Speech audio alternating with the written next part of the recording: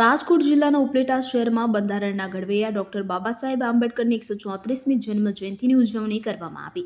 14મી April એટલે કે આપણા દેશના બંધારણ કે જેઓએ લખ્યું છે અને સમગ્ર દેશભરમાં કે જેઓને લોખંડી પુરુષ તરીકે જાણવામાં આવે છે તેવા ભારતના વીર પુરુષ ડોક્ટર બાબા સાહેબ આંબેડકરની જન્મ જયંતિનો શુભ દિવસ ઉજવવામાં આવે છે। ત્યારે રાજકોટ જિલ્લાના ઉપલેટા શહેરમાં દરેક સમાજના યુવાઓ કે વડીલો સહિત મોટી સંખ્યામાં લોકો ઉપસ્થિત રહી બસ સ્ટેન્ડ ચોક પાસે આવેલ બાબા સાહેબની પ્રતિમાને ફૂલહાર કરી ત્યાંથી વિશાળ સંખ્યામાં લોકો સાથે બાઇક રેલી યોજવામાં આવી હતી। બાબા સાહેબ આંબેડકરના ચરણોમાં નમન કરી સૌ સમાજને સુરક્ષા, શાંતિ અને સલામતી મળે તેવી પ્રાર્થના કરી હતી।